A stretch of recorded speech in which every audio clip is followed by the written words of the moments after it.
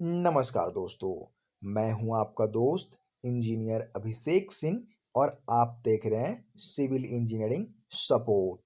दोस्तों, घर बनाने का सबसे पहला स्टेप ये होता है कि हम अपने घर के लिए जो गड्ढा खुदवा रहे हैं उसका साइज क्या रखें।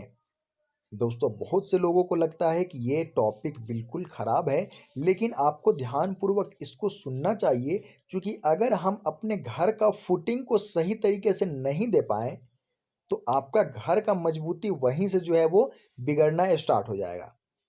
दोस्तों, आप सोचते होंगे कि हम गड्ढा कितना ज़्यादा भी खुदवा लें और उसमें मिट्टी भर देंगे तो हमारा काम चल जाएगा, लेकिन ऐसा बिल्कुल सही नहीं है। दोस्तों, अगर टेक्निकली देखते हैं तो ये 2 मंजिले घर का प्लान है। इसमें 4 बाई 4 का जो है वो फुटिंग के लिए गड्ढा खोदा गया है, जिसकी गहराई भी 4 फीट ही रखी गई है।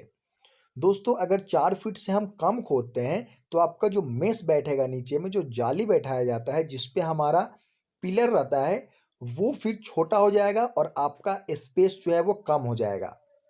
दोस्तों, अगर हम ज़्यादा गड्ढा खुदवा लेते हैं, बहुत से लोगों को मन में होगा कि बहुत ज़्यादा दूर में जैसे 6 फीट 7 फीट का गड्ढा खुदवा लेंगे, लेकिन वो बिल्कुल भी सही नहीं है। दोस्तों, जो मिट्टी रहता है हमारा, कितने 100 साल के बाद जो है वो इतना ठोस हो गया रहता है, लेकिन अगर आप नया मिट्टी भरते हैं तो आप भी इस बात को स्वीकार करेंगे कि वो उतना डेंस नहीं होता है और उसमें सेटलमेंट के चांसेस बहुत ज़्यादा होता है। दोस्तों, हम अगर मिट्टी भरते हैं और घर बनने के बाद में वो अगर सेटल करता है तो घर में क्रैक आने के चांसेस बहुत ज़्यादा बढ़ जाता है।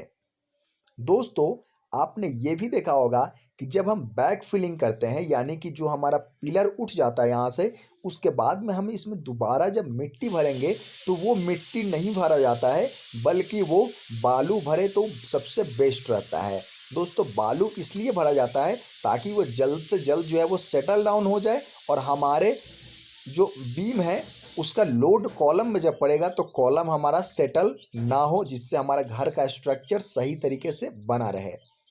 दोस्तों, हमारे गड्ढे का साइज तो जो सॉइल टेस्ट होता है उसके अनुसार निकाला जाता है, लेकिन आम तौर पे हम लोग ये देखिए, ये जो घर बन रहा है मैं आपको नाप करके दिखा दे रहा हूँ। 4 बाई 4 मैंने बोला था, और देखेंगे आपको 4 फीट चौड़ा और 4 फीट लंबा, यानी कि ये स्क्वायर ही समझ सकते हैं। 4 बाई 4 का गड्ढा खोदा गया है और जिसका हाइट भी 4 फीट है, मतलब कि पूरा क्यूब आपको बना देना है। ठीक है, जितना गड्ढा, जितना ऊंचाई, जितना लंबाई उतना ही चौड़ाई होगा, सब तरफ से सेम रहेगा, ये क्यूब बन जाएगा, क्यूब शेप में बनेगा।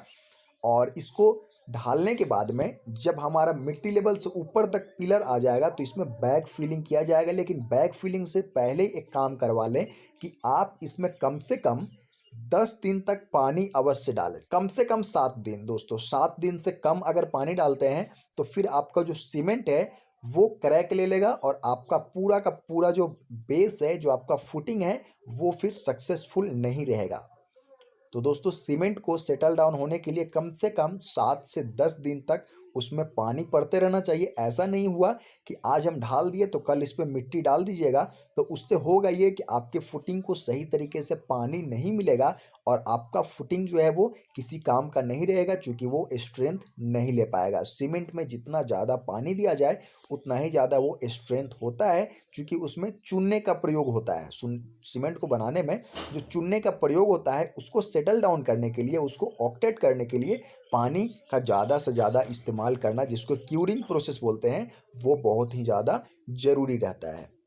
दोस्तों, उम्मीद करते हैं ये छोटी जानकारी है, लेकिन अगर आप इसको ध्यान देंगे तो ये आपके बड़े काम आ सकती है। दोस्तों, घर जिंदगी में एक ही बार बनता है दोस्तों, इसलिए उसको इतना परफेक्शनिज्म के साथ बनाइए कि वो आपको आगे चल के कोई भी दिक्कत ना दे और आप उसमें अपना जीवन आसानी से गुजार सके। फिर मिलते हैं। नमस्कार।